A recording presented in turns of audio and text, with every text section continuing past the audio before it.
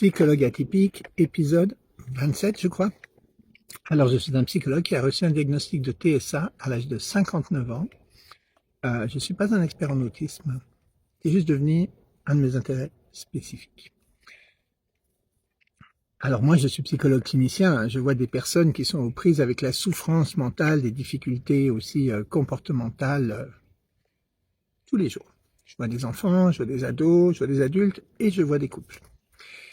Et je connaissais pas vraiment l'autisme, puis maintenant je me console, je me dis c'est parce que en fait c'est pas un trouble. Qu'est-ce que je veux dire par c'est pas un trouble? Je veux pas dire que ça nous fait pas souffrir, bien sûr ça va nous faire souffrir.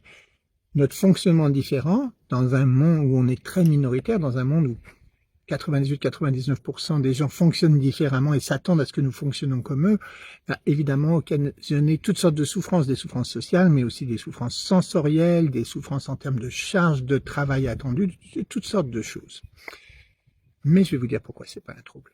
Parce que pour que dans le DSM, le manuel des troubles mentaux, alors déjà moi je récuserais cette histoire de trouble ou de maladie mentale, je vois plutôt ça comme les problèmes dans comment on interagit, comment on vit notre expérience intérieure, que ce soit nos pensées, nos émotions, notre histoire personnelle, nos comportements et nos relations avec les autres. Mais enfin, passons pour l'instant. Un critère essentiel pour remplir les critères d'un trouble, c'est le suivant. Je vais vous le dire tout de suite. Je vais vous le lire dans le DSM là. C'est le critère D pour l'autisme. Les symptômes occasionnent un retentissement cliniquement significatif en termes de fonctionnement actuel, social, scolaire, professionnel ou dans d'autres domaines importants.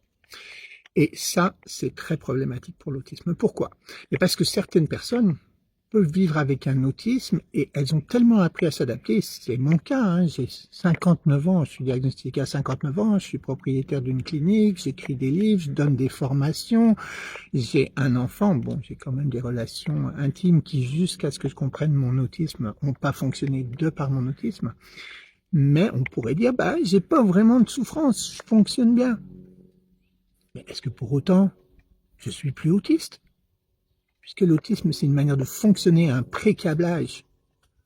Le fait qu'il y ait ou non des difficultés actuelles, comme le dit le DSM, dans ma vie de tous les jours, dans mes domaines de vie importants, ne change absolument rien à l'affaire. Alors le fait que certaines personnes autistes arrivent à bien fonctionner avec, non pas sans difficulté ou sans souffrance, mais comme pas mal tous les humains de toute façon, est un signe d'espoir. Mais ça montre aussi que c'est pas un trouble, c'est une condition. Plus vite on va reconnaître ça, plus on va avancer en direction de l'acceptation générale.